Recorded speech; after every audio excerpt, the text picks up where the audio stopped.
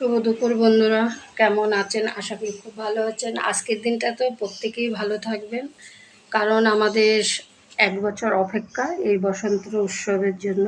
শুভ দোল পূর্ণিমা, সবাই খুব মজা করেন।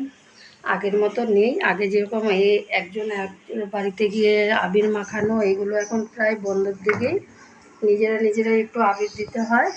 যাক, খুব ভালো কাটান আজকের দিন, সকাল থেকে খুব ভালো কাটান। যাই হোক, আজকে আমার দুপুরের মেনু দেখেন। আমার দোলের দিনের মেনু হয়েছে সাদা ভাত, এদিকে পোলাও বানিয়েছি, শসা লেবু, আচ্ছা এদিকে ভেটকি মাছ বানিয়েছি, ডাল, আর আপনাদের দাদার মাছের শুক্তো, মাগুর মাছের, এদিকে মাটন, এদিকে চাটনি, পাঁপড়টা হয়নি। কী বলুন তো, সকাল থেকে পুজো টুজো করে সব করে রান্না করতে করতে এমনি আমার দেরি হয়ে গেছে। যাই হোক, অনেক বকবক করে ফেললাম। আপনারা যদি না খেয়ে থাকেন খেয়ে নিন। আর আমার আজকে হোলির দিনের দুপুরের মেনুটা কীরকম হলো অবশ্যই কমেন্ট করবেন।